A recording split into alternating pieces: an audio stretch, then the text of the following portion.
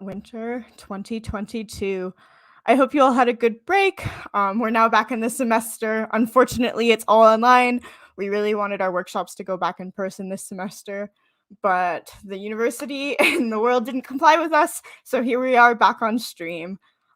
Because it's a new semester, I just wanted to give a little presentation and an update about the club for anyone who's new or anyone who dropped off last semester due to classes and now wants to pick it back up. So the first question is, what is Information Security Club? We're essentially a group of undergraduate students from the University of Calgary with an interest in information security. Our big goal is to make technical workshops, speaker events, a CTF, outreach, and more. Right now we're in a technical workshop, so we're hoping to teach you hands-on skills that will help you succeed in a career in cybersecurity or information security. They're always streamed Mondays, 6 p.m. Mountain Standard Time on YouTube and Twitch. That's where we are today. That's where we will be for the rest of the semester. We may go in person at some point, but we will always stream because I know not everyone has come to Calgary or can at the moment. We also have a club Discord where everyone can hang out. We hold office hours and talk to each other in the club. If you're in that Discord and all you can see is a rules channel, please agree to our bot's rules and it will let you see a lot more. It's O, a capital O, not a zero, semicolon, exclamation point, agree. And that will let you see the rest of the server. I really recommend joining that. You'll get a lot more from the club if you're in that server. Recordings of these workshops will be available on YouTube afterwards, but I think the workshops are way less fulfilling if you don't do them with other people at the time and you're not able to ask questions when it's live. We also don't guarantee we'll keep up any of our challenges after a workshop. They cost money to host, unfortunately, and we don't have that much money. So please join us live if you can. It'll make it a much better experience for you and everyone else.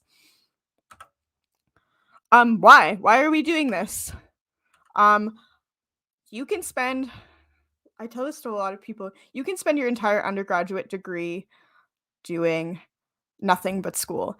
And that would probably be fine. You'd come out of it with a degree, you'd come out of it with a couple skills, but your undergraduate experience will be a lot more fulfilling and you'll have a lot more to put into the workforce if you join a club like ours. You meet other people, you network, you make friends, you learn fun skills. We teach quite a bit in this club that I think is quite important in the field of information security.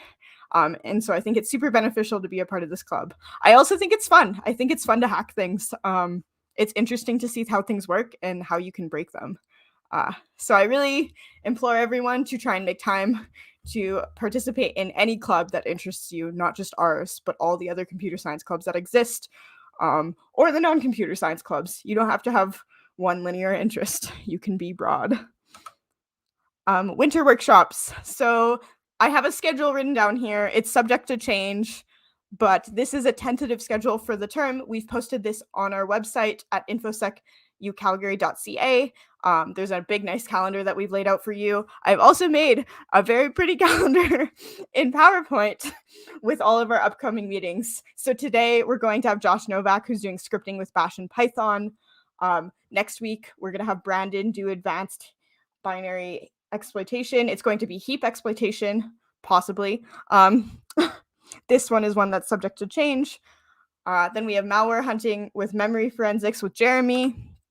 We have basics of blue teaming, logging and monitoring with me. Securing web apps with JWT, Josh. Hash functions with Braden. A workshop that is to be confirmed.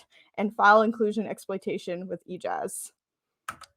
As well, you might have seen a couple of other events on there. For our premium members, we hold a speaker series where we get professionals from the information security field to come speak about what they do.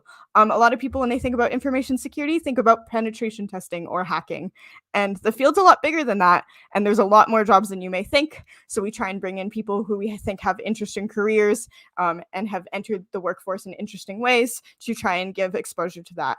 So we have, I apologize, I haven't actually practiced how to say any of these names, Manny Ngothu, Dr. Dima Al-Haddadi, and Dr. Jason Jalskoka to come in and talk about their experience in information security. These are all also on our website if you're curious to see more or figure out what dates these are. What is a CTF? So a lot of you might be joining us and you haven't necessarily been in our club before, or you haven't spent a lot of time with it. This is less true now as our club matures, but we used to base our workshops almost entirely on CTFs and CTF challenges, just because it's how the executives got into information security and cybersecurity in general. So CTF stands for Capture the Flag. It's essentially a hacking competition where you try and break things, programs, files, websites, and gain information from them and hack them. You will find a little piece called the flag. Our flags always start with UCSec. They have open curly braces, and then there's a unique string on the inside, and then a closed curly braces. These are the things that you're looking for in all of our challenges. You can get fake internet points from our bot called Orchid in our Discord. You DM Orchid the flag, and she will give you points if it is an actual flag that exists in our workshop. These exist in all CTFs. They'll all have their own special identifiers. Ours just happens to be UCSec. Don't share flags, please. It's against the point of the workshops. The point of getting a flag proves that you knew how to hack it. It doesn't count if someone gave it to you. So just don't share flags because it's not helpful to anyone. If you want to check our leaderboard, you can go into the Orchid channel in our Discord and say, oh, semicolon, exclamation point leaderboard, and this will show who has the most points currently in the club. Magpie CTF 2022 Heist Edition. So today marks the official opening of registration for Magpie CTF Heist Edition 2022 for everyone. So this is a CTF that we're putting on. It will happen February 25th to 27th. So that's the second weekend of reading week for U of C students. It's open to everyone, professionals, high schoolers, post-secondary students. It's open to anyone. Only people who are Canadian students, so that's high schoolers or post-secondary students, are eligible for prizes, but everyone can come compete and have a good time. We've put a lot of work into this. I think it's going to be really fun, and I'm super excited for it. Manzara's Magpies. So this year we've decided to start something a little different and a little extra. We wanted to create a competitive CTF team. So a couple of people have been asking us if we have a competitive CTF team and how to get good at CTFs.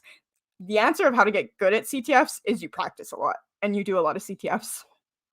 This is just an opportunity for those people who do want to do a lot of CTFs and get really good to practice with a team. They're bi-weekly meetings and they are going to be in person when possible. Currently, they're just going to be online as everything is online, but they're every 2 weeks. Some experience is necessary to join. We want you to be able to solve some CTF challenges, but if you've done our beginner workshops, that's probably enough experience, and it is a time commitment. This isn't something we would prefer people to join if they think they're going to drop off mid-semester. We do want you to actually commit the time. That is how you actually get better. So be aware of that.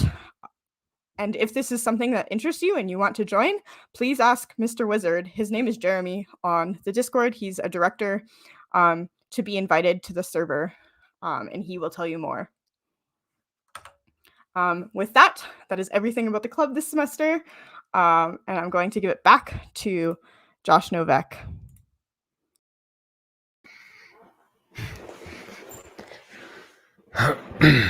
All right.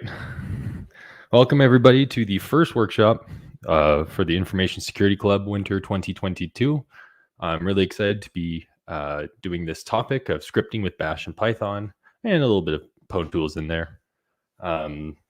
First things first, I just wanted to get through the attendance. So please fill out the form. And on the right side, you see just the tools that we'll be using today. I know it was announced last week, but in case you don't have them, we're using Bash, Grep, egrep, sed, Python 3, pip if you need to install Pwntools, and Pwntools themselves. So that should be, there you go. It's posted into the chat, or you can scan the screen. And I'll give people just a quick minute to do that. It's really helpful for you guys to do this.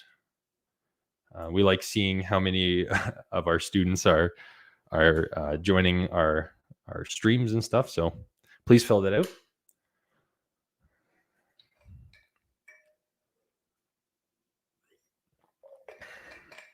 Alrighty. So the outline for today's workshop, we are going over a couple things. First, I'm just going to give a very brief intro to what is scripting. Second, I'm going to cover Bash for the first half of the workshop. And then we're going to be covering Python for the second half of the workshop. And then a few concluding notes and final remarks. So to start things off, what is scripting? Well, if you're like me, you can go to Wikipedia or something, and you get a big long definition, blah blah blah. I like brief definitions. Scripting is basically just groups of commands to automate menial tasks, usually written in an interpreted language. Interpreted languages are just not compiled. They are read at runtime, line by line. And you've probably seen a bunch of scripting languages, such as Bash or the other Bash derivatives. Of course, Python, like what we're dealing with today, JavaScript, you see in all the web stuff, and now server-side things with Node.js and whatnot. There's tons. PHP, Lisp. The list goes on. So for the purposes of our workshop, we're just dealing with Bash and Python, just because they are very common. I see them often. You'll probably run into them almost anywhere, in any field of some sort of tech. You'll be running into these two at some point. So with that said, we're going to get into Bash, the Bash side of the workshop. So I'm going to quickly show you what it would be like to just run a Bash script. For those of you who don't know, I'm just using Kali Linux. We do recommend people use Kali Linux because it has a lot of the tools and everything already installed. So if you want to create a Bash script, it's as simple as you just opening a new file in your favorite text editor, and test or my script.shell, and then you can create it like that, echo hello, and then you can just run that with bash my script and it writes it. Or for those, you don't always have to use bash, the bash command. You can actually add what you'll see as the shebang, and you can add it at the top. Oh. Make sure you have the permissions, u plus x, and then you can run my script and it runs. So those are two ways to run Bash scripts. Now back to it. So that was just, you can echo code into a script file. You can write it from a text editor, whatever. As long as you get it into a file, you can read it directly into a font size. Sorry, Jeremy. Thank you. Let me know. Is that better, or should I go bigger? Is that good? I'm just reading chat, making sure. Going once, going twice, and sold. Okay, this is the font size we're using until someone tells me otherwise. Okay, so as you saw, I made a very quick Bash script there, but the basics are basically most of us. Okay, good. So it looks like that font size was good.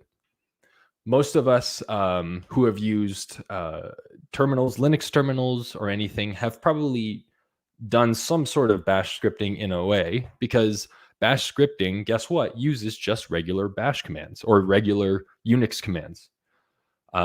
Syntax will be as you would type them out line by line, because the Bash terminal shell that you use is an interpreter. So you could run all these. On the right, I have an example script. You could run all of these with the exception of the very top line. You could run each of these yourself.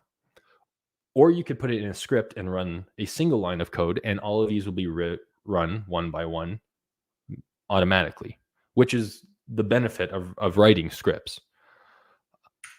So the very top line is known as the shebang. It tells the interpreter what to use to run the script. When I ran it without, the bash in front of it, what happens is bash itself, the shell running right now, reads the very top line and says, oh, the script author wanted me to use user bin bash, right? Cat my script, the very top line there. So it reads that, and it runs that. So that's the shebang. And you can actually use this with any number of things. Like I've seen it with Perl, I've seen it with Python, I've seen it with PHP. It just tells the interpreter, what do you want to use to actually run this? Everything with the pound sign, the octothorpe, whatever you want to call it, is a comment in bash. This will be ignored by anything, by any of the interpreters, like the bash interpreter, with the exception of the top line, because it also has a pound sign, but it has a pound exclamation point, which is specific to the shebang. So everything else without that, everything that is just the pound sign and then random text, is all comments, can be safely ignored. More for us scripters. And then the rest of it is the script body. So all these commands are what will be run after you begin the script. So a couple things that are useful in bash scripting. So we have variables. Variables, people who have been programming or whatnot know that a variable is you just store something in it. So here I have two variables. I have a string and an integer.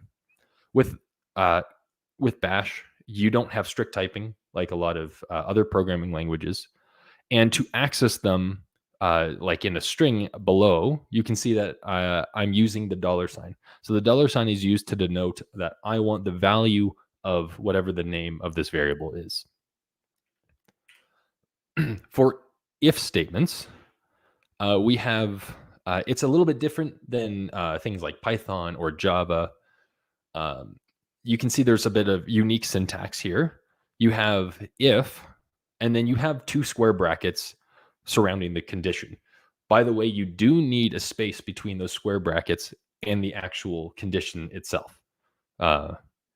Just keep that in mind.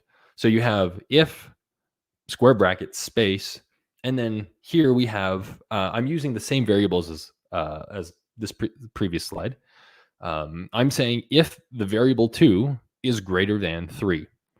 Now you might ask, why am I using TAC-GT? That's just how they made it, unfortunately.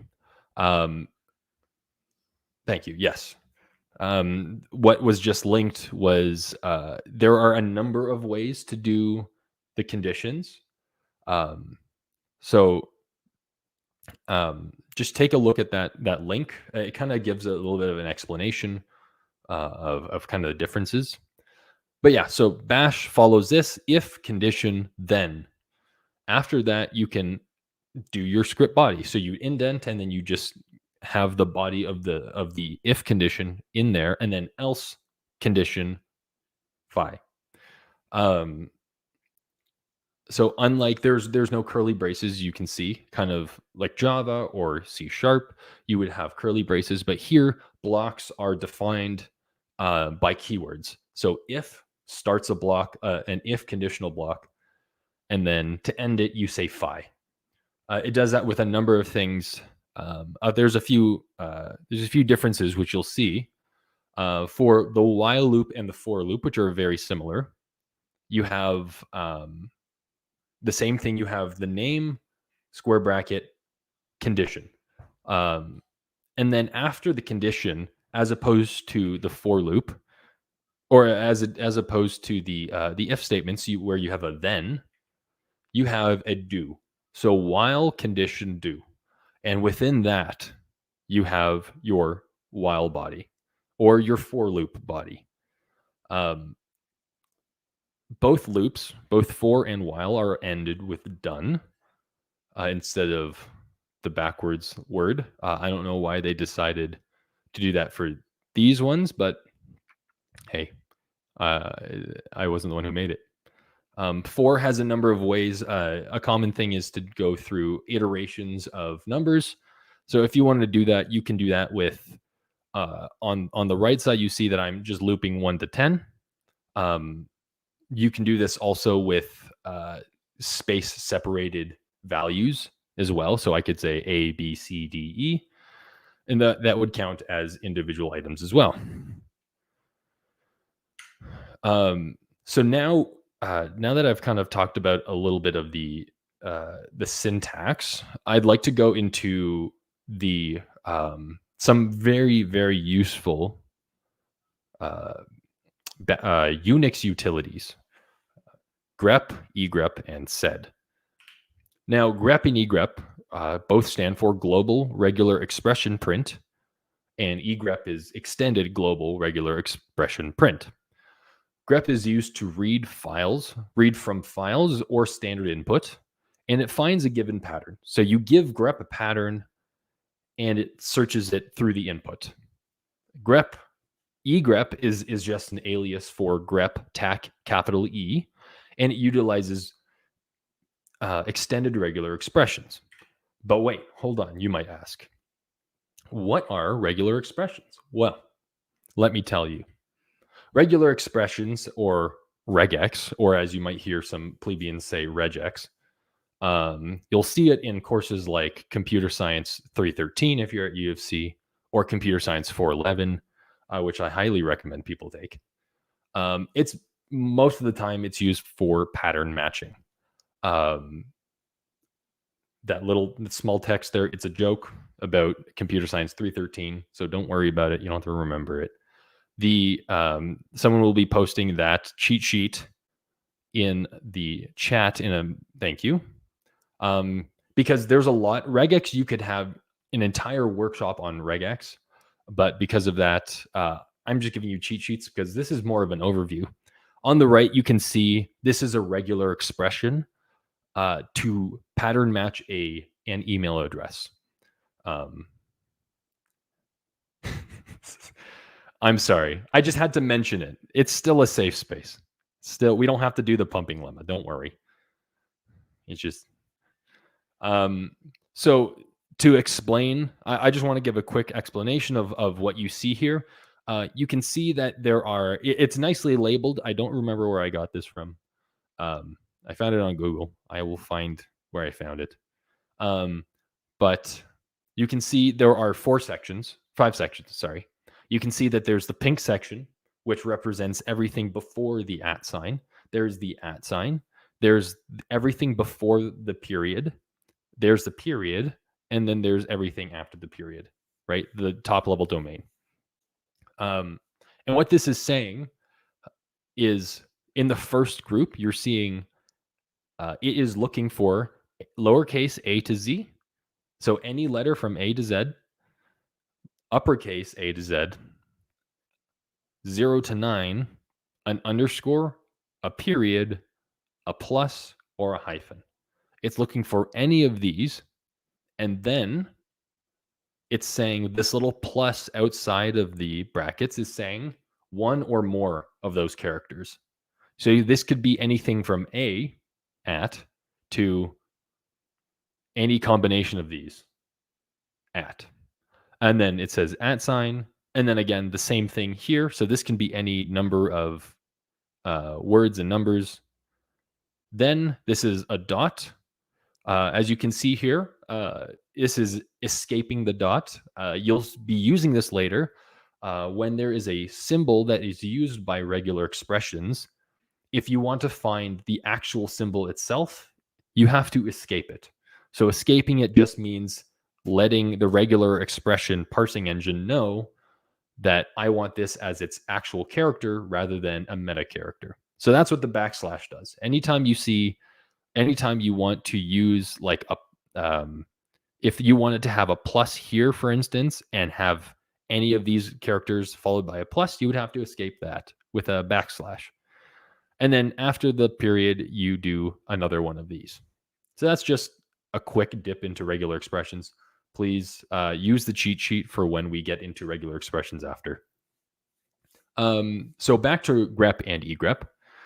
Grep and egrep, again, their aliases. Egrep is an alias of it. So the actual command is very, very similar, or is basically the same. You can do it this way, the top way, with grep or egrep, the pattern followed by the file. Or you can echo a string into grep, or you can cat a file into grep. And this works for egrep as well. Just to show you what I mean, you might have, so I have grep installed right here. If I want to do something like, echo hello into grep, and then we're going to search for el. And then it returns that. So you can do that. You can copy files. Doesn't really matter. You can do anything you like as long as it's one of those three ways. And the same works for egrep. So you can grep directly in the file. I recommend, for the purposes of this workshop, some of the files you'll be using grep with are very large. Please use the top line if you can. Otherwise, the other things will take a lot longer. But wait, there was one thing that you might have noticed there. What's this? I pointed to the screen. I'm sorry. What's this? What's this little line? Well, that's a pipe. Wait, that's a pipe.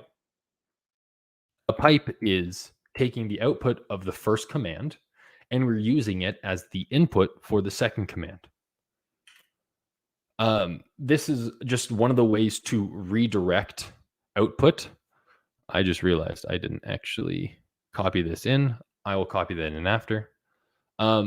There are multiple ways to redirect output. The most standard and default way are just not. You just let whatever the command does, you let the command do whatever it does. So standard out and standard error. Those are just fancy ways of saying the standard way output is shown and the standard way errors are shown. Another way to redirect output, like we just saw, are pipes, right? With one command piping into the next command. Thirdly, you can overwrite files, you can append to files, and then you can suppress output. So as we saw for pipes, it's here. This is an example of what would of a way to use piping to overwrite files, or to create a new file, or overwrite an existing file. You use the single right arrow like this. You would do this. What this is going to do is this is going to echo text. Actually, I will show you. I am not typing in here. So you're going to say echo hello world into my text.txt.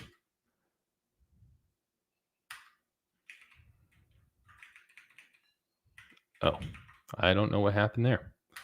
All right, so I'm going to say hello world and then cat my text, and it's there. So now if I was to write something of the same thing, except maybe say hello, infosec, and then I was to cat the file again, you see that the entire text was overwritten. Now, the second thing that you can do similar to this is appending. Appending works in a very similar way, except it adds to the bottom. It appends to the file. If you append to the file, like here, I'm going to just append the same thing over again.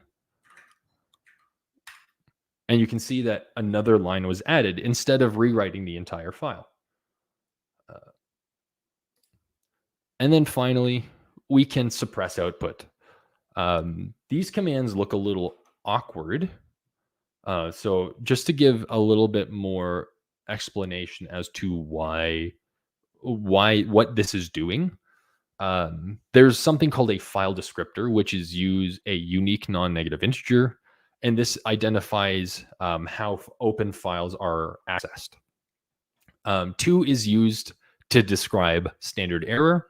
1 is used to describe standard output, and the ampersand after a redirection. So after the right arrow there is saying the thing that comes after me is a file descriptor.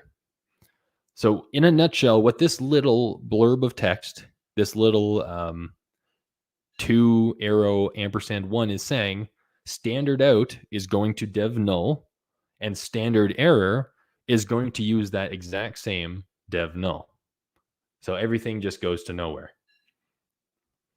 It looks complicated, but if it just forces everything that's coming output, whether it's an error or not, to go into dev null, and no one hears of it ever again. So let's go back. Let's carry back to grep and egrep. So these are just some examples of grep and egrep.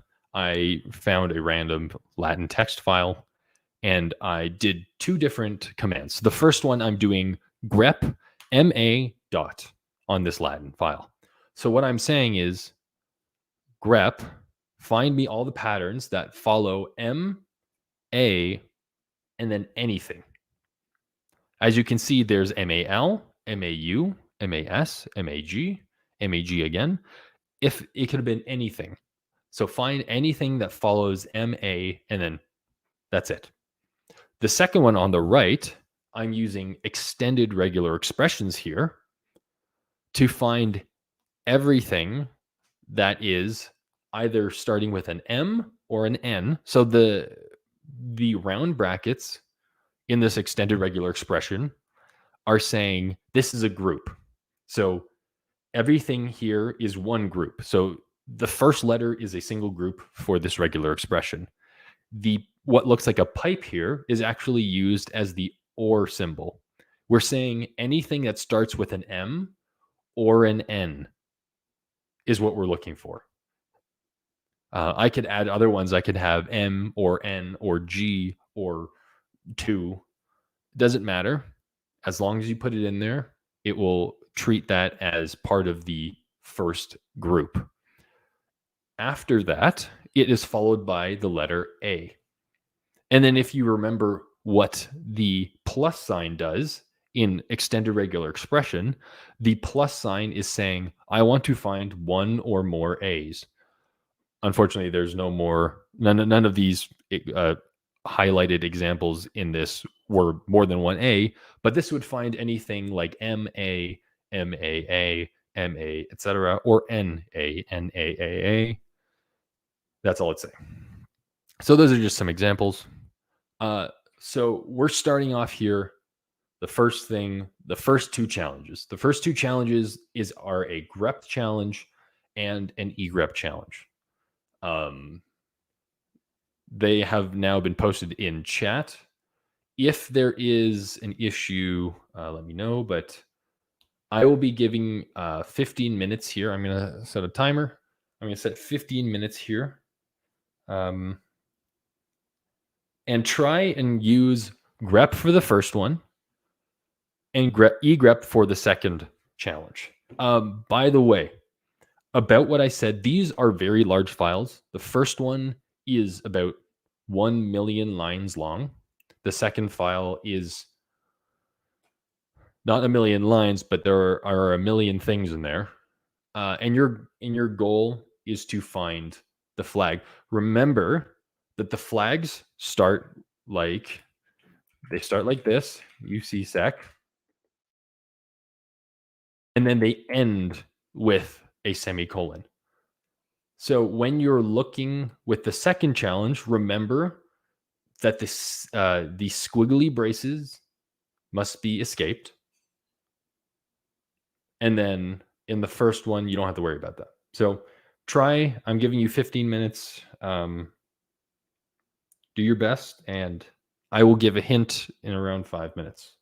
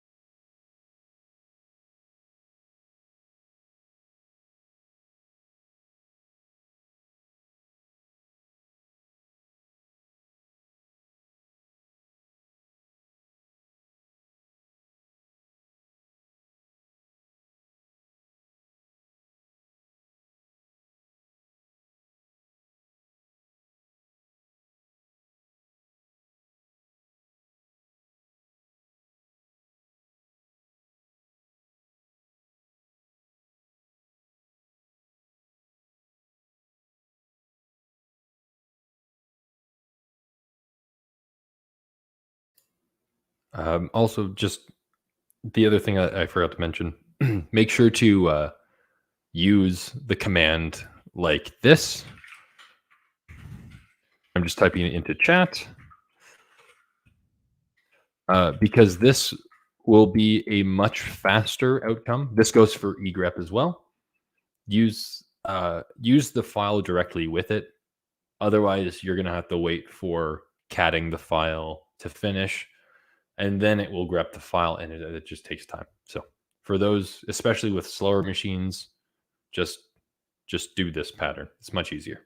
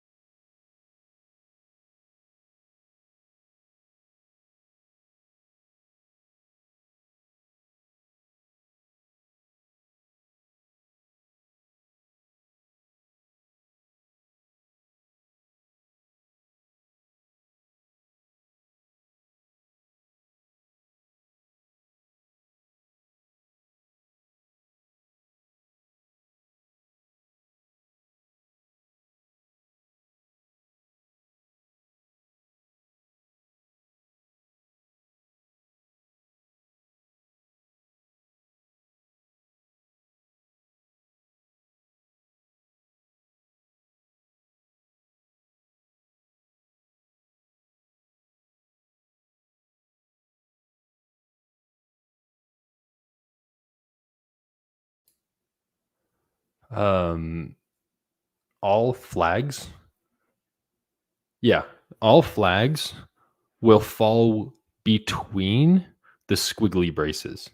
So whatever the text is should fall inside of the squiggly brace. So the ending with the exclamation mark, that comes before the squiggly brace. So UC sec squiggly brace, flag. This one ends with an exclamation mark, squiggly brace.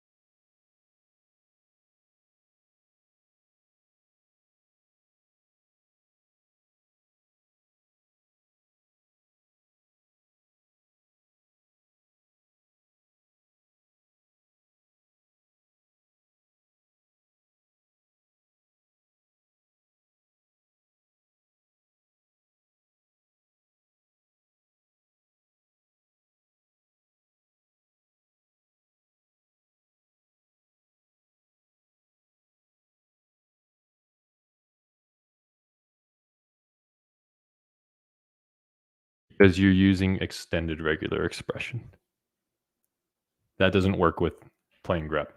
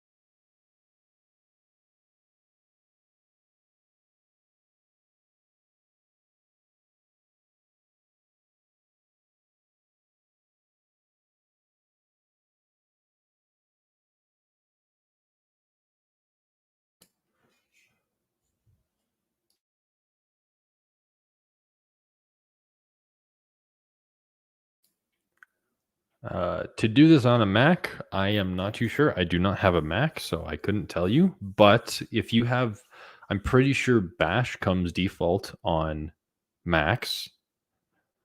So you can see if you have, I can, if you were to type something like this, I don't know how to, there it is. If you were to just type grep into your Mac terminal and see if something like a usage message comes up, and egrep should be the same, you can just see. If not, you'll have to find a way, usually with, for Mac, I've heard Homebrew is really good, just to install, but I don't have a Mac, so I can't really help you with that. But I'm sure if there's someone else in the chat who has a Mac, they might be able to help you a bit more. I'd be surprised if Apple doesn't have, or like if the MacBook command line doesn't have grep and egrep. But again,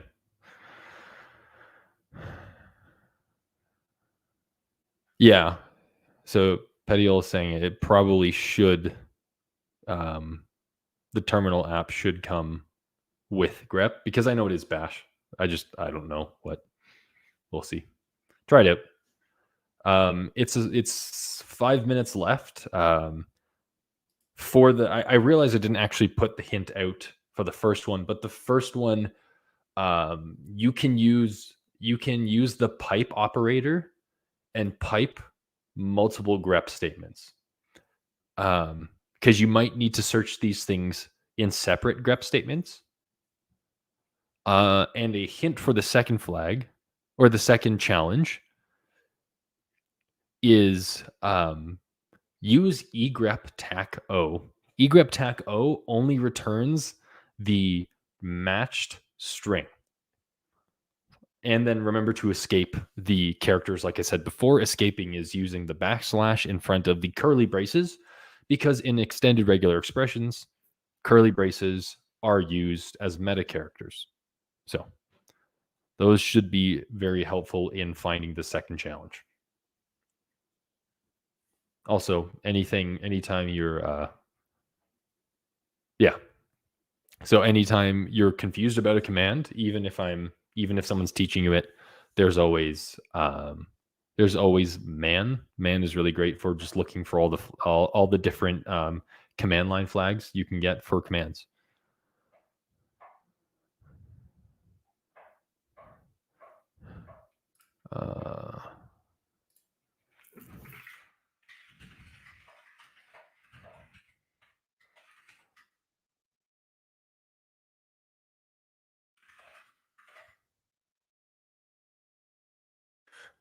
We have a few minutes left. Use those hints. Remember, for the first one, try to pipe one grep into another grep. So, I don't know if we're going to be releasing slides after. I can check.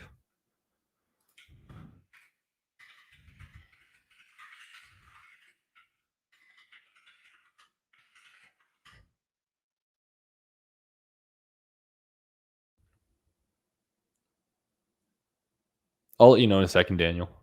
The question was if we'll be releasing the slides.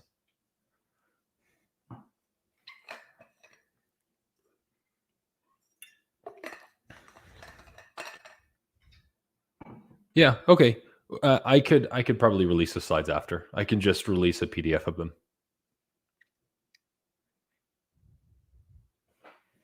But only after, because I don't want to give anything away yet.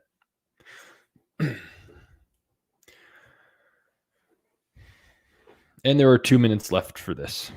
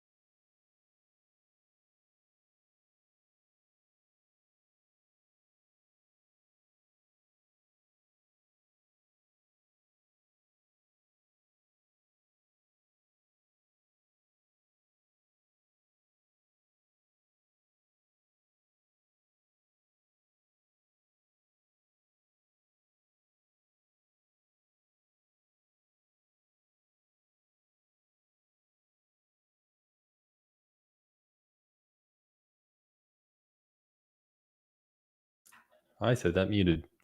And we're done. Okay. I hope people were able to get the flags. If not, well, we're about to do a walkthrough. So, oh, I got logged off.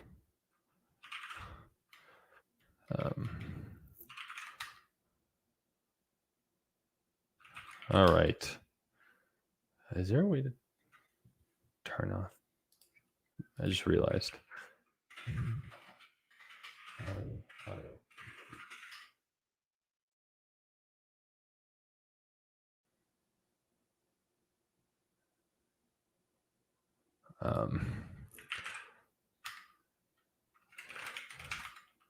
Okay.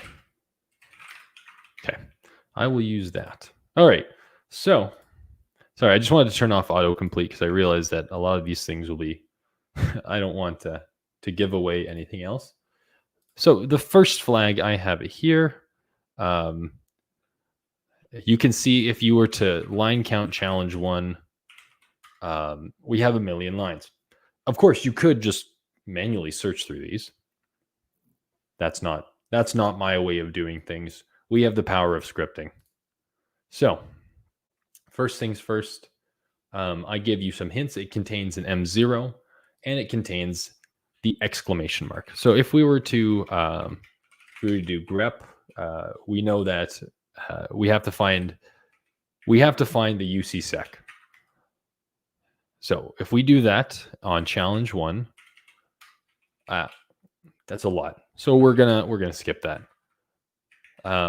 But we can take that now because we only care about the ones that have UCSec. So what we're going to do is we're going to take that and we're going to pipe it. Remember, we're going to take the output of this text and pipe it into a new file or into a new command. So we're going to grep from this.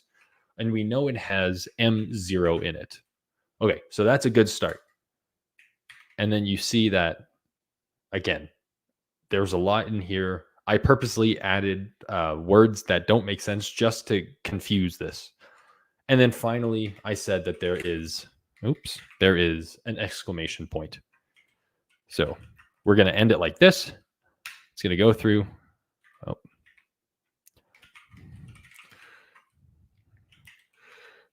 All right. Apparently, it's not liking that. And there we find it.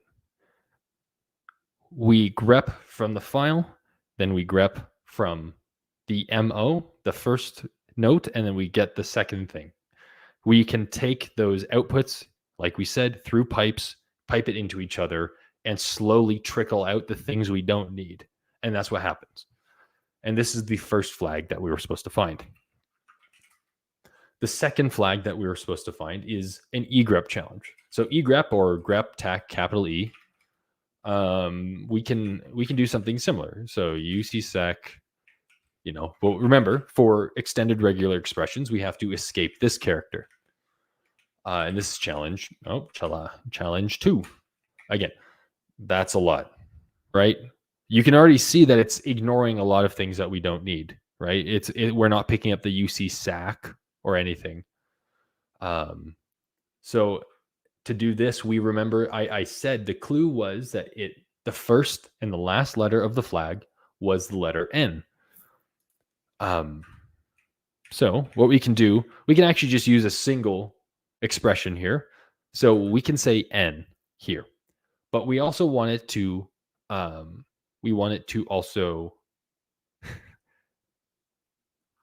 oh, I'm sorry, Jeremy. So we're going to have UCSec, squiggly brace, N, something in here in the middle. Then it ends with N and close squiggly brace. You probably have found it on there, but in your cheat sheets, there is a meta character in extended regular expressions that represent anything, and that is the dot. Remember, I mentioned that you have to escape the dot in order to use it as a period. Well, if we take the dot and just add a star, which means 0 or more, the star means 0 or more, the plus means 1 or more. So if we just say any number of characters in between these two things and go, and then that hint comes into play because we don't want everything. It's going to take everything. So what if we just take only that matches? We run that and you see that it gets the flag UCSec N, and then it follows a bunch of random characters and then it ends with an N. So that was the first 2 challenges. Dang it, the joke was ruined. Before I move on, is there any questions on grep and egrep?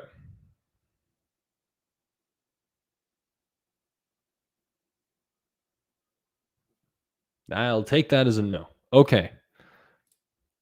That's what she said. Sed is one of my favorite commands to use. Not only is it useful in just the command line interface, but it's also used for anyone who uses Vim or any Vim emulator worth its salt. The substitute command uses sed syntax. So sed stands for stream editor. It alters input text, whether it's a file or standard input, and it returns the altered text. So again, like I said, it's also used in the Vim substitute command, which is this bottom one here. Sed works in a similar, from a command standpoint, works in a similar way to grep. You have the command, you have a pattern, and you have a file. Or you can echo something into it, or you can cat a file.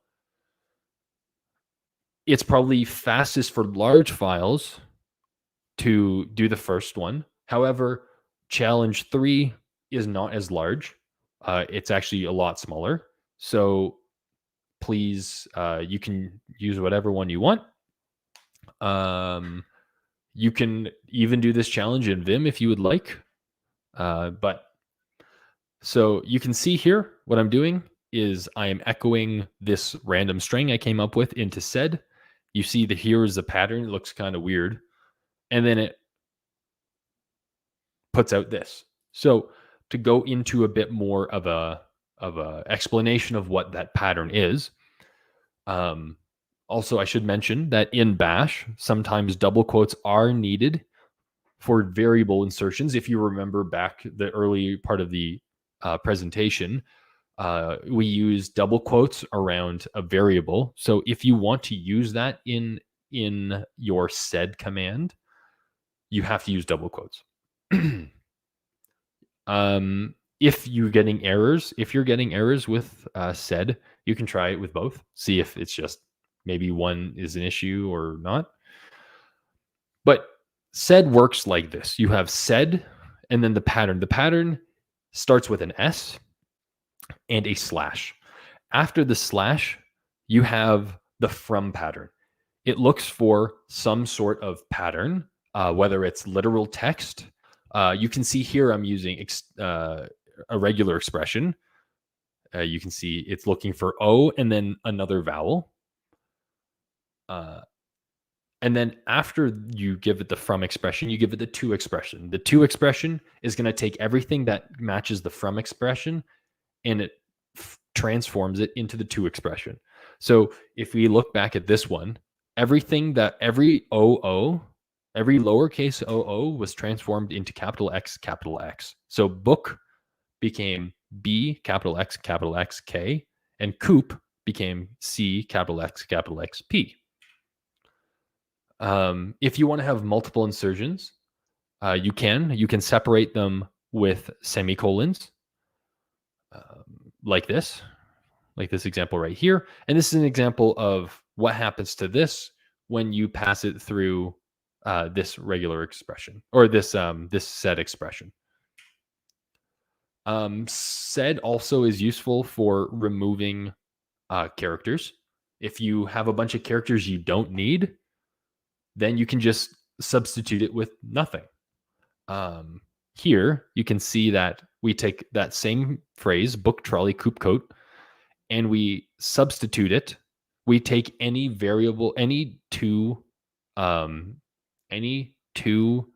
vowel things starting with O, and we remove we remove both of them. So book, trolley, coop, coat becomes book, trolley, coop, coot.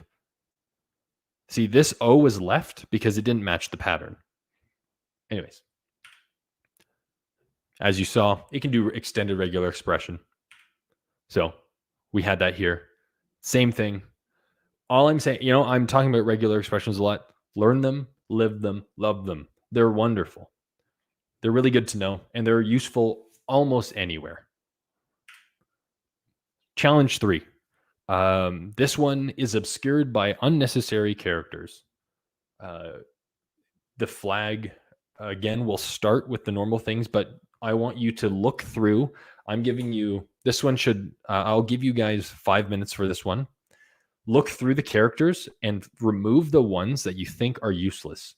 You might have to go through a few iterations, but try and remove anything that is superfluous to the flag. So I'm going to give you 5 minutes. If you have any questions, type them in chat. But challenge 3, go.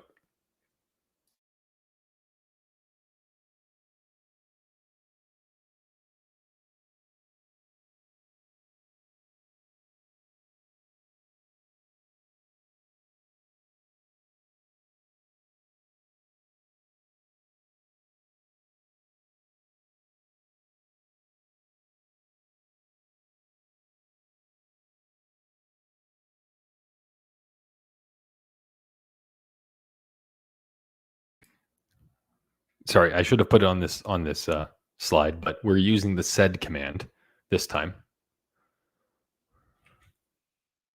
This one. Yes.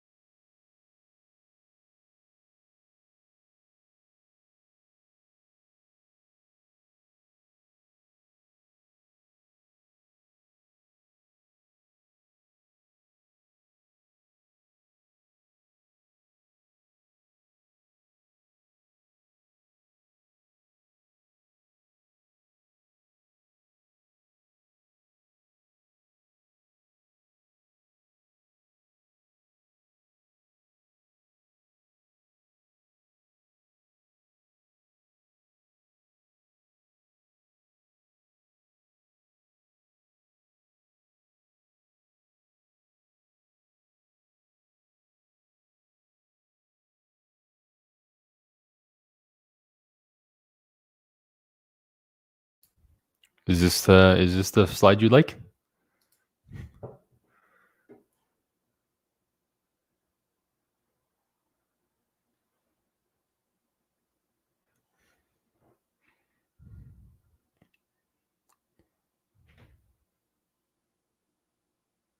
No problem.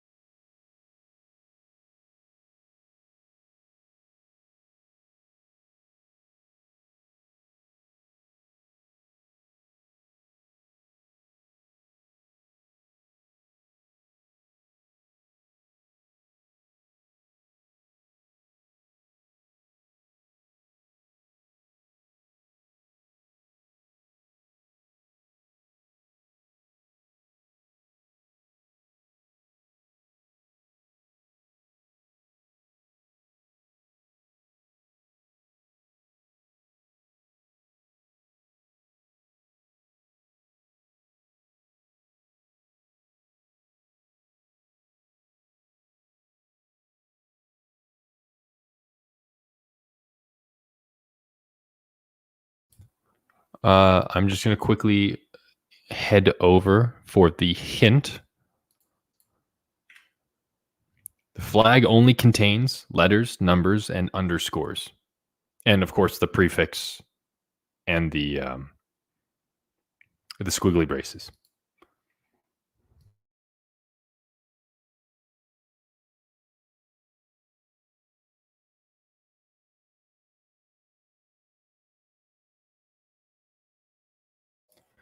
I'm going to give you guys 2.5 more minutes.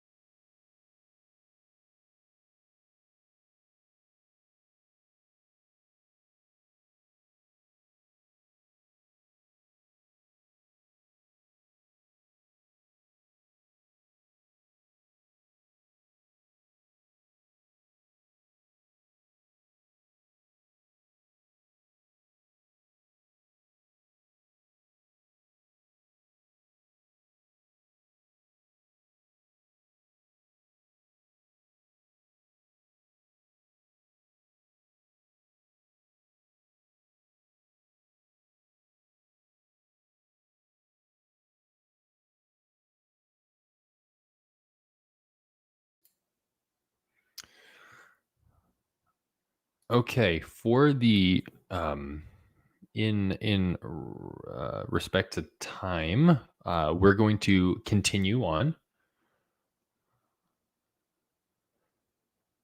I'm going to quickly do a walkthrough of what this challenge is and how we can how it would be tackled.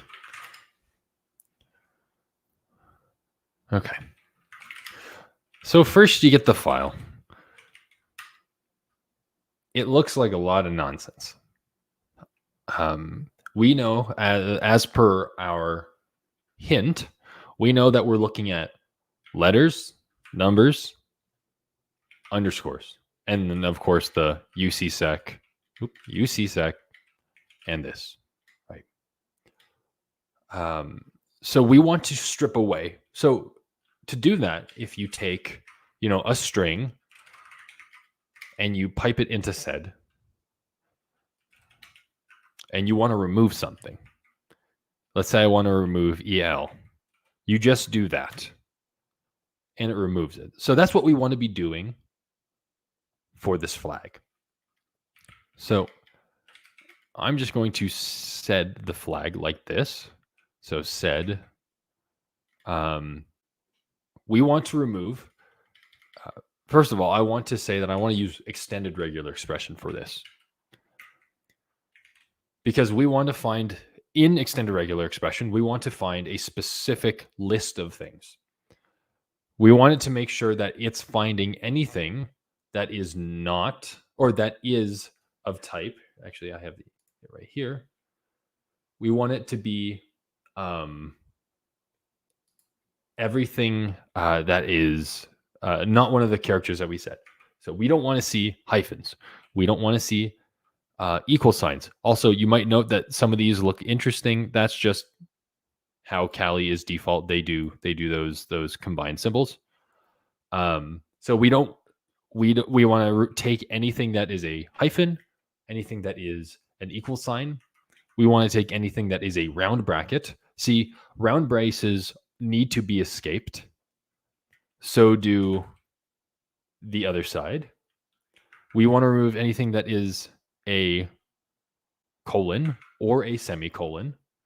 We want to remove backslashes because that's not part of the flag. We want to remove forward slashes because that's also not part of the flag. So those are all things we want to get rid of. And in order to get rid of them, we just do that. And then we run challenge 3.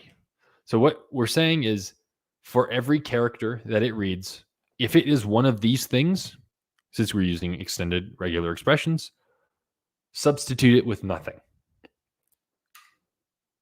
And that gives us our flag. So any questions on that before I move on?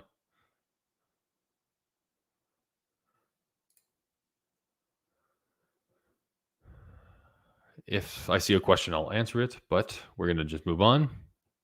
So back to how this ties into bash scripting. We learned all these fancy commands, and it helps us parse an input or output, and it helps us do anything. So we can actually use this and store these results in variables in bash. You can do that in 2 ways. So one, you could do it with the $ round bracket syntax, or you could do it with the backtick syntax.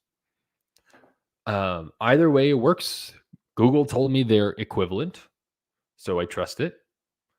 But you can see here in this example that I'm basically grabbing all the comments, and I'm storing them in this variable comments, and then I do stuff. I didn't actually talk about switch cases in bash, but you can.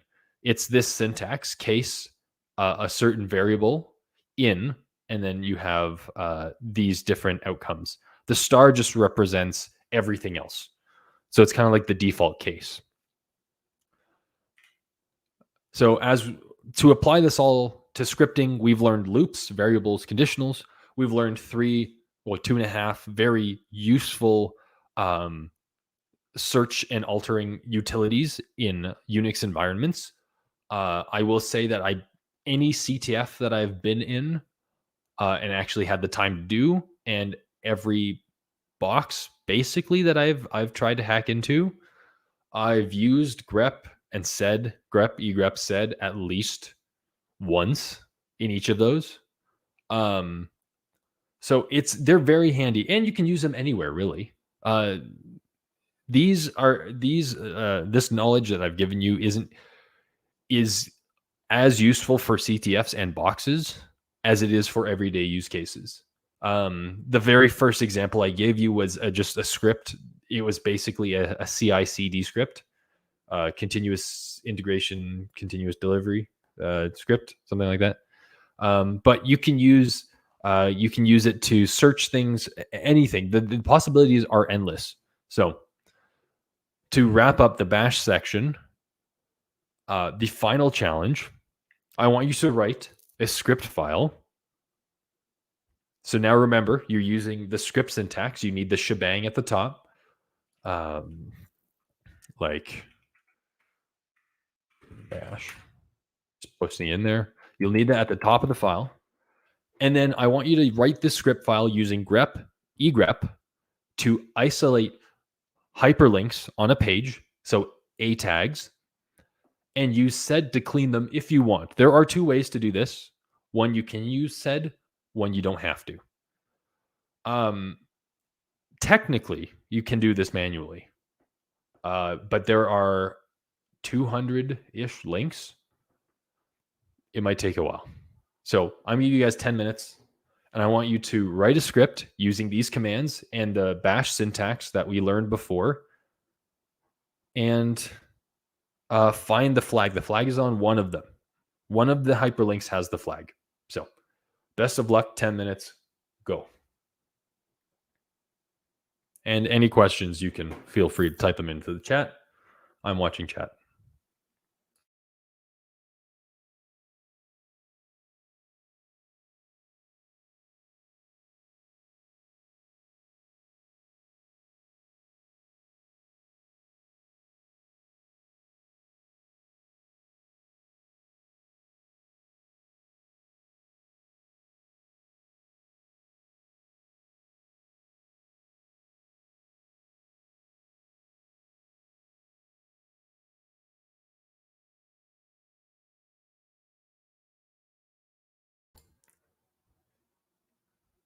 Yes. Yes, Jeremy, I agree. Mar probably would have done it faster than any of us could ever have done it manually. Probably. It's all that cat energy she has.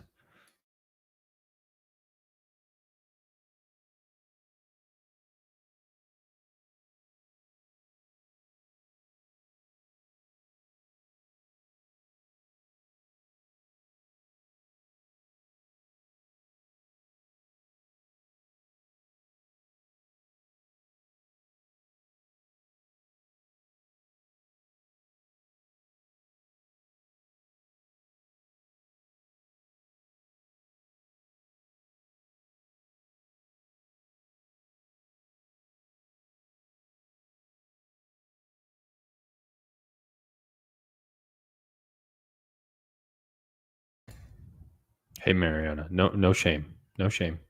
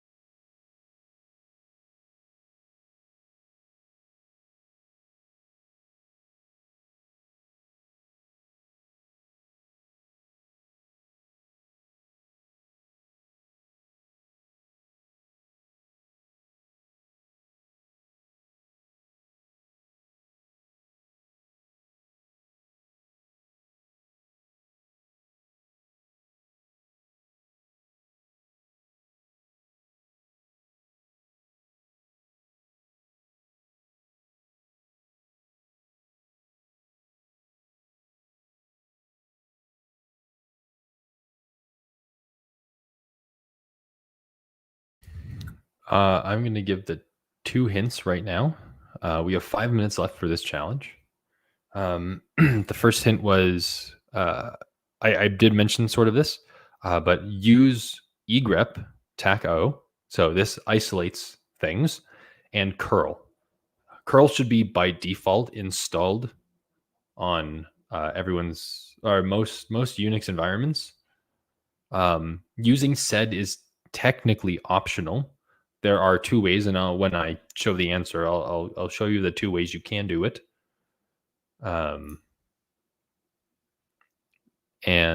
the second hint is I want you to loop through the indices, or loop through the links found on the index. That's what I meant to say. Yeah, but you have 4.5 minutes left.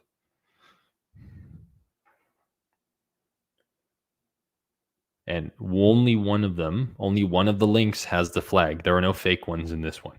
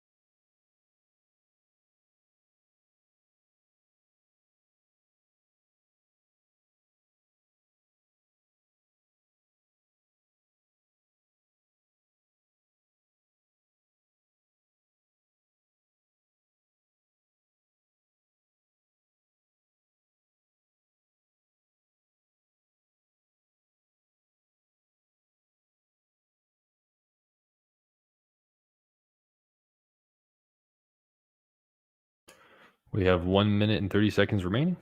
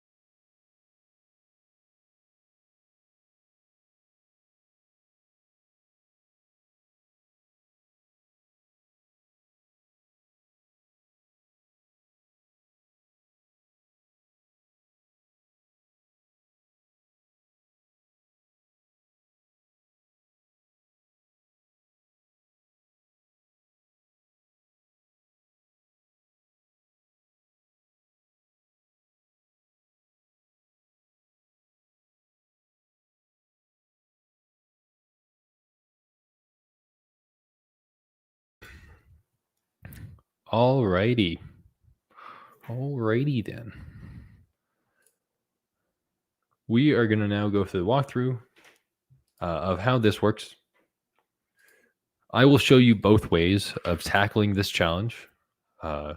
Thankfully, I had written up both these. So there are two ways to do it. I'm going to start with, I'm actually going to open them up.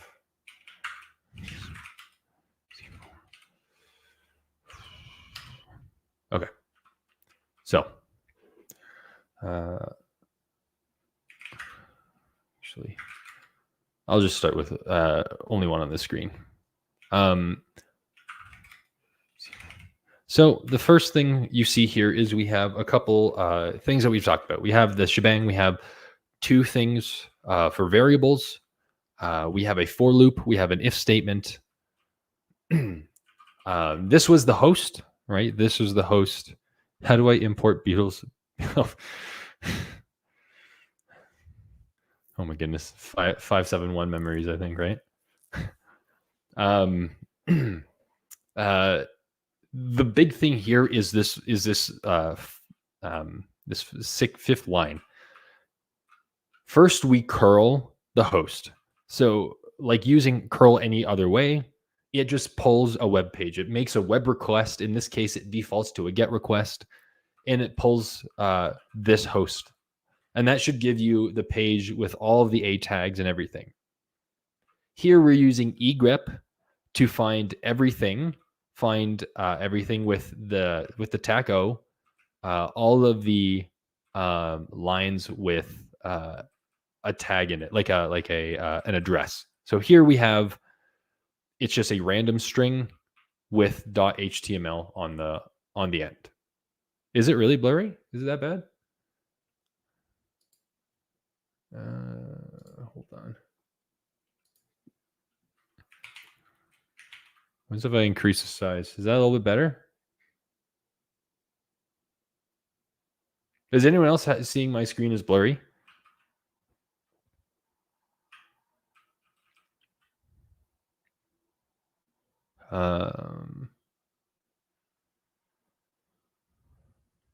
Should I try stopping sharing and restarting it? Alex, is there anything you... Oh, oof. I hope not. I will be posting these in chat later in the Discord. So if you need it there, you can get it there. But we have these things. We grep every link. So the links here are only lowercase letters and numbers. If you were to look through the page, you would see them there. I have this variable to keep track because actually the links are repeated twice. And then for every single one of the links that it finds, if it's not the one that was just done, curl it. And then from that curl, it curls that web page, then it greps for the flag. Since we're not like doing any major pattern matching, we can just look for UCSec because there's only one flag and no fake flags. So if I was to run this, C4 solve.shell, it takes a hot minute because there's 200 flags to go through. Oh yes, and Steam decides to give me some notifications. Let me just turn that off.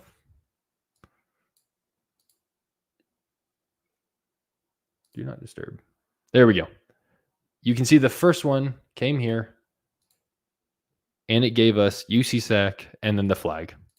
The second one involves sed. So this one actually removes all duplicates because each link was duplicated twice. So this way we actually just remove one of them with sed. See, using that syntax here, but this just accomplishes the exact same thing. So I will be posting those in chat later, in the Discord later, but I want to get on with the rest of the presentation. So now I want to briefly, in our remaining time, I'm going to briefly go over Python, some string manipulation, which is very useful in scripting, and then a very quick introduction to Pwntools, and then we'll do the last challenge. So here are 3 links. Since this is the second semester and a lot of you might have gone through Python already, instead of going through all the introductory material, I'm just going to pass over some cheat sheets because otherwise it would just take too long. So if we could get those should be able to be copied into chat whenever you can. But you can follow those. So you have 2 ways to run a Python program. I'm going to demo. You have you can use the REPL, which I use for very quick things, or you can use a script file. So based on that, you can do Python, and then you have your things here. So, a equals hello, print a, right? And then it prints. So you can interactively, this is synonymous with your regular bash prompt, but for Python. Secondly, you can actually, if I just nvim test2.py, if I was just to do something like this, a equals hello, print a. So we can make it a file, and then we can use the Python command to run that file. So those are 2 ways you can run Python. If it's a script that has, some real meat on its bones, some like size, use the second method. But if it's something really quick, you can use the first method, no problem. So now to quickly go over some string manipulation. Python has a ton. Python's really great because it has a ton of features that make it very usable in all sorts of environments. It doesn't even have to be like an information security or a hacking environment. It could be everything from just system administration to physics to anything. I've seen it for biology too. So there's tons. And one of its strongest cases when it comes to a lot of Unix stuff, or especially hacking or pen testing or breaking into boxes or CTFs, are the string features. I really like them. So Python has a ton of useful features that a lot of you maybe know about, but it treats strings as iterables. They're kind of like lists. They can be appended very easily. You can slice them very easily, and you can search them very easily. So here are just some examples of string functions that I like to use. Is there a substring within a string?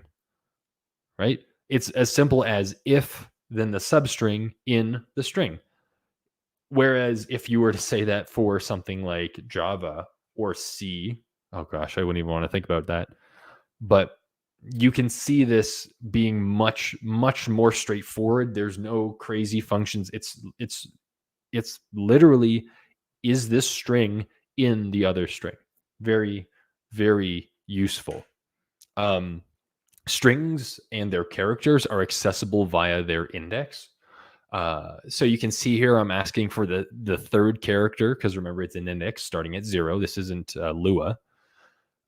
Starting at 0. So the third character is an L in Hello World. They can be looped over. There are these kind of 2 methods of looping in Python. They're technically the same method, but I like looking at it differently. The first one on the left, you're looping over it for C being the character. So for every individual character in my string, or you can do it kind of an index fashion. So Python has a range function, and range returns a list of numbers from 0. If you only give it one argument, it returns from 0 to the argument minus 1. So whatever the length of this string is, in this case, it's 5, 6, 7, 8, 9, 10, 11, 12, 13. 13. So from 0 to 12, print my string at I. So these do the same thing, right? This indice, these indexes on strings are not assignable. So that's something just to keep in mind. You can loop them, and you can technically assign strings. You can change individual indexes. However, you must do a couple things: convert it to a list, alter that index, then reassign the original string as you join the list. It's a lot of work. More often than not, you just create a new string. So like I said, you can create and append to strings. So much like since Python does not have the plus plus operator, if you want to do a variable plus plus for some sort of counter, for instance, you would have to do plus equals 1. However, you can do the same thing with strings. Strings, it's really nice because you can build a string with the plus equals. So as you can see here, I have a string B and it just says hello. And then I do plus equals, comma, space, world. And that appends that to the string and gives you a whole string. So this is very useful when you're looping through things and you want to build a string out. Using the plus equals operator with a string is very handy. Also, this applies to lists. It might apply to other iterable things. I don't know. Splitting characters. So if you want to take a string in and split it on something, you can. You do that by giving it some sort of delimiter. Here you have I'm splitting the string on the delimiter space or space, and that removes these sections of strings here, here, and here, and it just gives me this, that, maybe those, and toucans. For slicing strings, so taking substrings of a string, you can just use the Python's unique syntax, a starting index, colon, a finishing index. This also works in reverse if you add another one with -1. But yeah, so these are a lot of things that I use often. Later on, you'll be seeing this next thing. So if you need to transfer something like a string into bytes, bytes can be achieved by prepending the string with a B. This stands for bytes. You can use the encode operator. And if you have bytes, you can reverse that with the decode operator. Often I just use UTF-8 as I use it the most often. I'm sure there are other ones that could be used, but I use this one the most when it comes to a lot of CTFs or whatnot.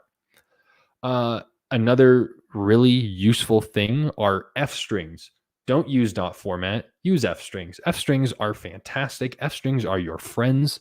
I will always say that F strings are the best. Like, for those of you who've used in JavaScript, you have backticks. You can do something similar, except you prepend the squiggly brace with a $sign. This is the same thing. You have F and then a string, and then you're able to just insert expressions, Python expressions, within those strings or within those braces, and that will automatically transmit those things into strings. So just use F strings. This is Python 3 only. Yes. F strings are king. I'm going to show this one. This is how you do it. Look at this. I know how to use this platform. Yeah, F strings. This is a Python 3 feature only. So you Python 2 scrubs. Upgrade, please. Comparing strings, really easy. It's just the equals operator. None of this dot equals nonsense from Java. And then there's a bunch of other really useful functions. You could have a whole thing on just Python string functions, but we don't have the time for that. So there's lower and upper, transforming strings into lower, upper, is lower and is upper, returns true or false, whether the whole string or a character is upper or lower. Strip, removing white space around a line. So that's tab characters, new line characters, carriage return characters, and other things. Index and a character, it finds the first index of that character. is digit, is numeric. As you see, there's a lot of things you can do with strings in Python, and they're very handy. So when you're parsing things, when you're going through pages of text or like reams of text with Python, these things can really, really save you time. And then this little function actually works for any object in Python. I would recommend using it if in REPL. Actually, I'll show you. Nope. If you just go into Python and you say, A is my string, and then A is my string. If you do A dot underscore underscore dir underscore underscore, this gives you everything that this object, in this case, it's a string, but it gives you every function that it can do. So you have a ton here, right? You have title, center. Just go into it and work with them and see what you can figure out. You might find a new function that you haven't used before. It's very handy. So now quickly, Pwntools. This link, I'll post it in chat here.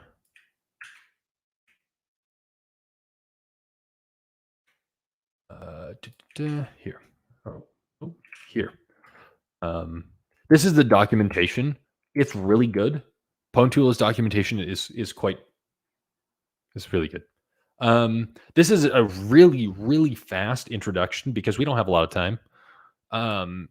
So we're just scratching the surface. It's great for connecting to remote things in a netcat kind of way, generating shellcode, searching and manipulating binary files. I'm not getting into that because I suck with anything binary or reverse engineering. For those of you who didn't install Pwntools yet, you can use pip install Pwntools or pip install tac user Pwntools. The second one should handle any permission issues on your system. But there are a number of ways you can connect to things with Pwntools. You can connect via if you're in a CTF and it asks you to netcat into something, you can use con equals remote. These are all in the introduction, by the way, of the chat here. I will link it directly. That link that I'm posting right there goes over these things. So you can connect to remote servers. You can connect if it's an FTP, you can connect via FTP. If it's just a random port, you can connect to that port. If it's a binary file, for instance, you can actually connect that locally by just inputting the path. So in case you want to connect to bin sh, you could do that. Interacting with it, you can do receive line, receive until, and send. These are 4 very useful functions. Receive line receives a line of text of bytes until a new line is received. Send line sends a line of text to a process or remote. Receive until looks for a delimiter. It doesn't receive until a new line. It receives until any wanted character is found. Then it stops. And then send B. So this is saying that it can send whatever you want. If you don't want to send a new line character, you don't have to. If you'd prefer to take control, so instead of sending things with strings, you can actually just type them in yourself by using the interactive function. So it gives you control as if you were typing in yourself. So this is just an example connection. I'm connecting some random host. I set a random IP or whatever the IP is in the port. I set that up as my remote. First, I import it, by the way, and then I connect. As you can see here, we're using the receive lines. And this is kind of just, I kind of just made up this script as if I was doing something, but this is just an example of what you would see. So you can see that they're receiving lines and doing nothing. They're just receiving it as if it was sent to them.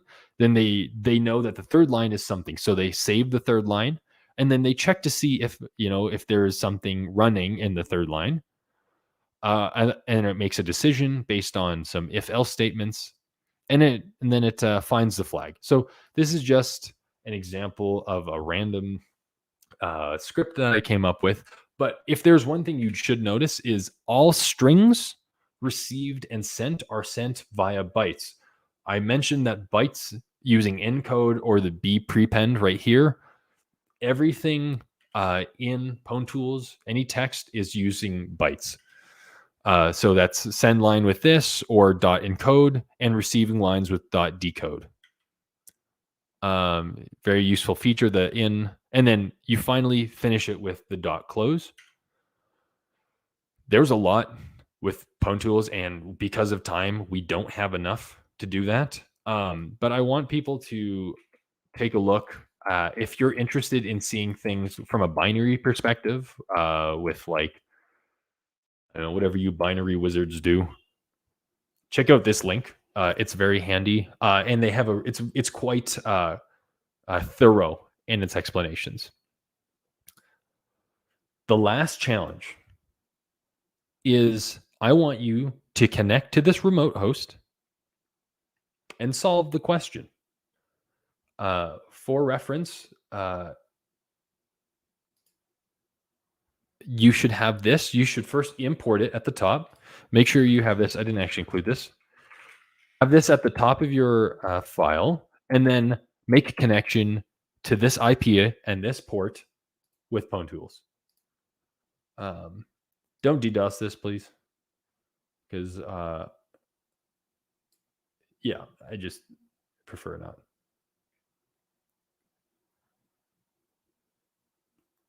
All right, I'm seeing some connections. So for the rest of the time, I'll give it 15 minutes. Let's try tackling this. And you know what? I would, because of time, I think I might just give you the hints right away.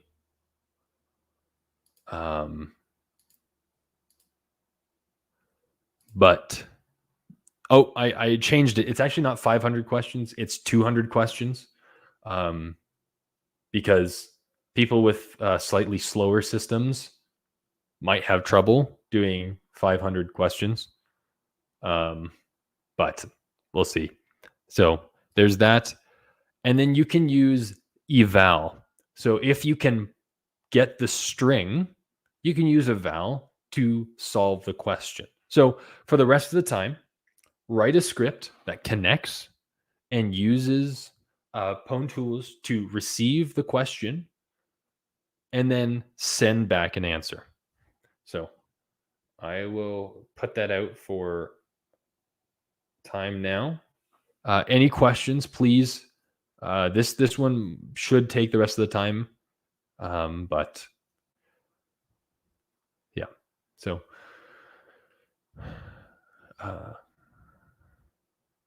yeah. Any questions? Shoot them over on the on chat. I'll see it, and best of luck.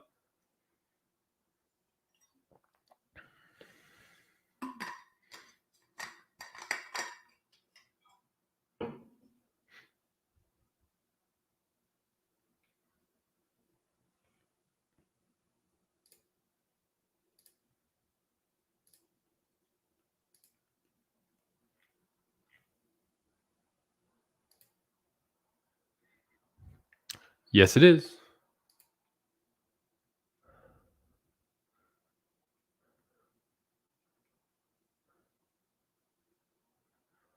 I can double check the IP, but I'm seeing connections here.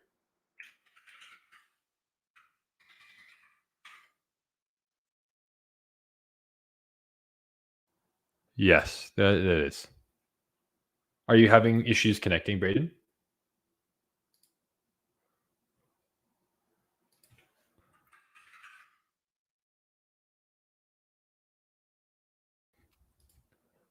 Does this have to do with Braden? Are you on campus? I don't know.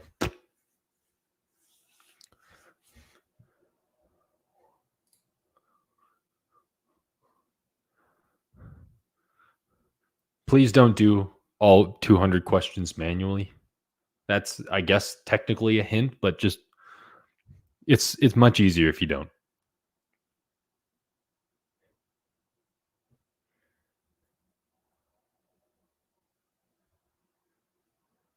The one from the previous, but not this slide.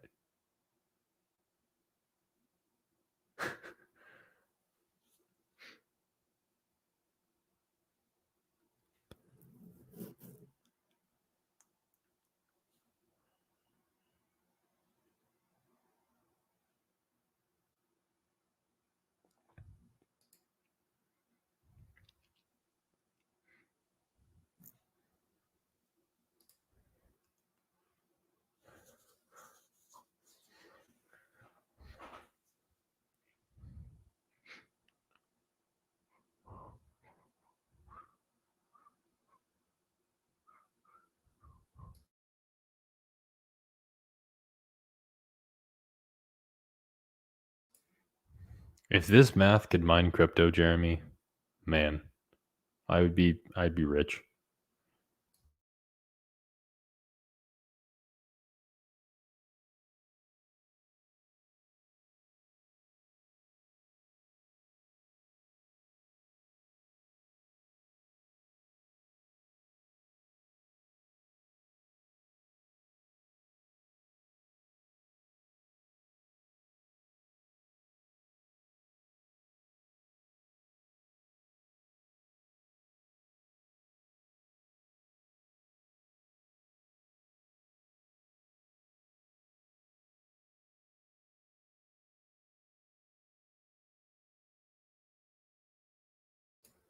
Since I'm seeing some of this, you don't need hex in this, by the way.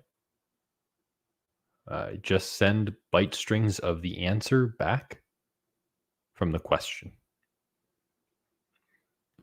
You can test this out if a little bit manually by using netcat, by running that command that's bolded on screen. And you can try a couple rounds and see if you're able to get it. And then from there, you can work on doing it with Pwntools.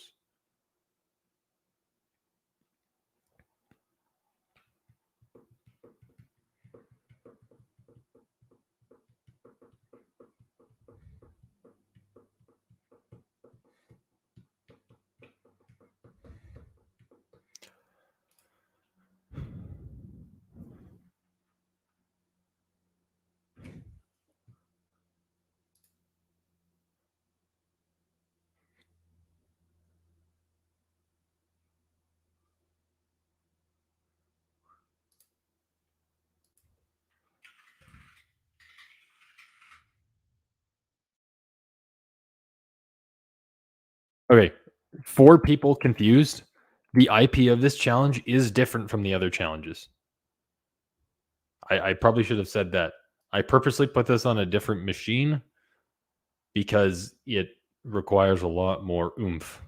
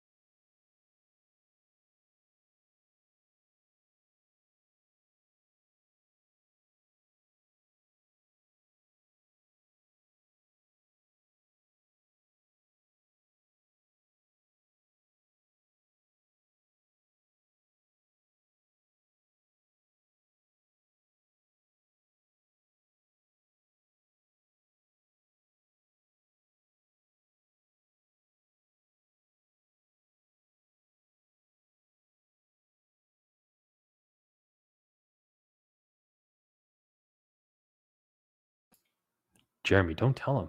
Shh.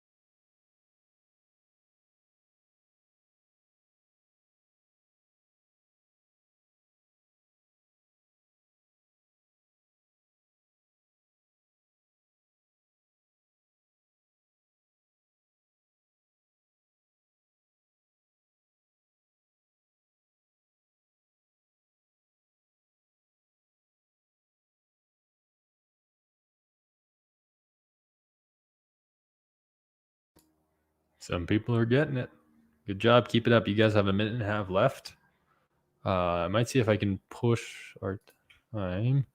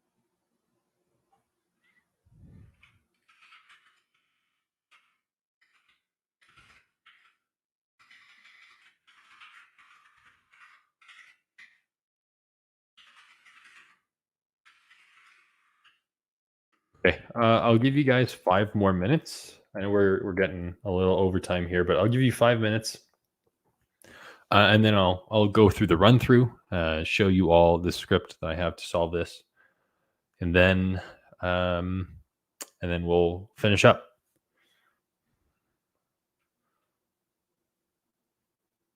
Again, questions are welcome in the chat if you need to.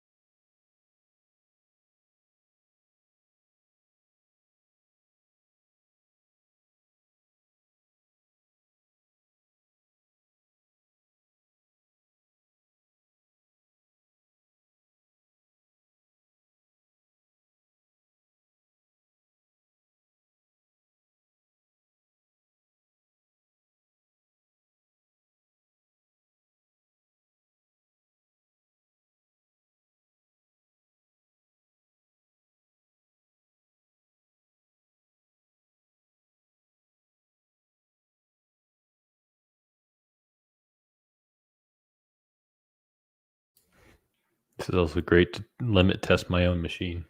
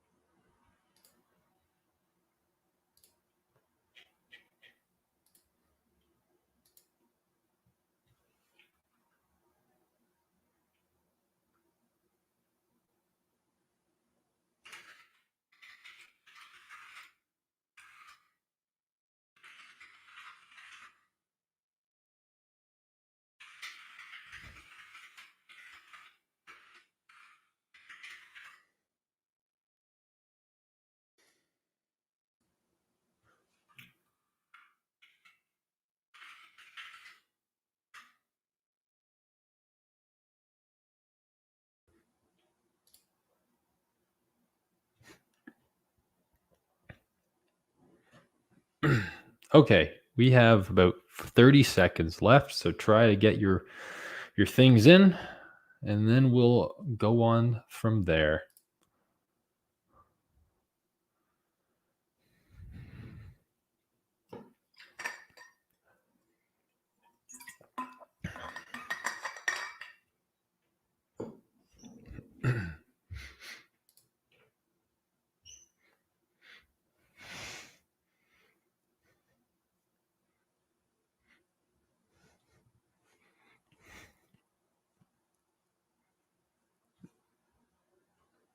And we're out of time. Okay. Well, you guys can keep going, but I'm going to show you the walkthrough really quick. With this one. Oh, I'm still in Python. All right. So first, if you were to netcat into it, let me remember the IP. I think it says. If you were to netcat into it, you would be. Is that the IP? Hold on. 6814492. Oh, hold on. It's also a little silly because I don't need to do that. This may or may not be my own machine. So my IP is slightly different. As you can see, it says answer 200 questions to get the flag. And then all it is saying is 1 times 3 minus 3. So 0. And then 8 times 10 times 10 times 10 times 6 minus 3. And you can see that correct comes up after that. But because of my hint, it's saying correct doesn't come up after you do it the last time. So my solve for this, oh,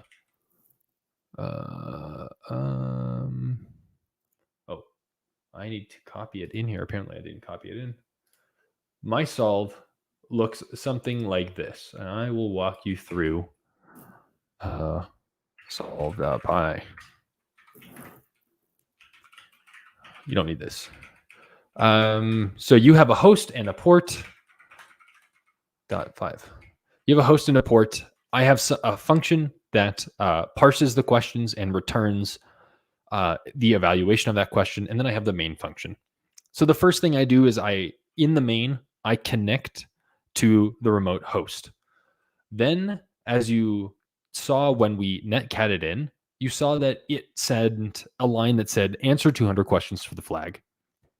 We don't need that, right? It doesn't matter. So we receive a line and we discard it. After that, we have 200 questions to answer. So what we do is we do for I in range 200. So 200 times, let's see what happens. Then we receive the first line after you receive that is the question. So the question, what we do is I receive the line, then since it's in byte form, I decode it. I decode it to UTF-8 and I print it out. That the print is just for my own visualization. After that, I use the parse function. The parse function builds a string using the plus equals operator. And then it returns the evaluation of that. For reference, if you do something like this and have A is equal to 3 times 4 minus 6 plus 12, and then eval A, it actually returns it. Hence why I give you the hint. From there, you go down. It loops through that because you saw that it has X's in it. You can't eval the X. But what you can do is you can compare to see if it's an X, you can build a new string that just adds a star instead. Otherwise, we can just add the character. So it loops through the characters one by one. If it's an X, it appends a star. Otherwise, it just appends the characters. And then what happens at the very end is it returns a string of the evaluation of that parsed function. So it parses, it takes whatever, this is an F string, remember? F string, and in that we eval whatever the question was in Python. We do that 200 times. We send the answer. I did it with a new line character on the end. You can do send line, doesn't really matter. And then you receive an answer. If the answer says correct, you're good. However, if it doesn't say correct, but you did get it correct, we want to print what that is because that's the flag. After that's done, we close the connection. So Python 3, let's see this solve go. We do it 200 times and you can see the flag is right here. It printed each question out and it sent the answer. Actually, for fun, for reference, here is the server. It's very small. Oh, look, and more people are coming. But I had it running on my machine. That is how you run this this solve script. So time to finish this up because we're a little over time. Conclusion, final remarks. So what we have learned today. So we've learned some bash variables, loops, and conditionals. We've learned grep, egrep, and sed, which are 3 very useful utilities. And we learned how to store these commands in variables. We also learned about piping and redirection and other things, everything to make a very useful bash script. And in Python, we learned about some very useful functions regarding string manipulation, such as things for string substring containment, splitting and slicing strings. Yes, new lines. Appending strings to other strings, strings to bytes, and vice versa, and F strings. F strings are the best. And then we learned some very basic Pwntools usage for binary processes and remote processes. So what's next? Well, we've basically just scratched the surface. There are an infinite amount of things you can do with everything you saw here, inside and outside of cybersecurity. Like I said, you could do this. You could use a lot of these things anywhere. It doesn't even have to be hacking related. A note on Pwntools. Pwn, when we import Pwn, that's specifically tailored, a slimmed down library for Python specific to CTFs. Pwnlib is another thing they released, and it's more general. So you might want to check that out. Just look through the, I posted that link before. Just look through the link, the documentation. It's great. And 2 final thoughts. I've given you a lot of information. I don't want you to feel bad about maybe not getting everything or understanding everything right away. But just take time to go through it. I can post my codes and stuff. Yes, please feel free to, or please fill out the attendance. And then just with all this stuff, practice. It just takes a lot of time, whether it's regular expressions, grep, sed, Python, Pwntools, whatever. You just need a lot of practice. So don't feel bad if you're having trouble now. Just keep trying and you'll get somewhere with it. And it's very useful to know. So before we go off, any questions? Any last questions?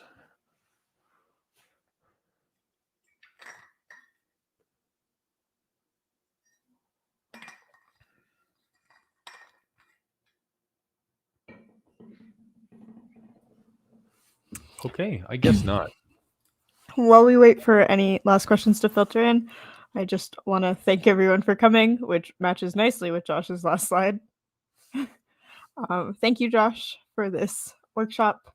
I thought it was really cool, and it helped me a lot with projects I was running. We have another workshop next week at 6 p.m. It should be heap overflows with Brandon. That might change. I switched that up on people without letting them know, so I have to confirm that. But it will be on Twitch and YouTube again. If you have any questions that you come across later in today or later in the week, you can always ask in our Discord. You can ask one of the execs. If you're someone new, we ask that you please set up a Kali VM if it's possible on your machine, just so you can have your machine actually match ours when we do the workshops. So thank you, everybody, and have a good night.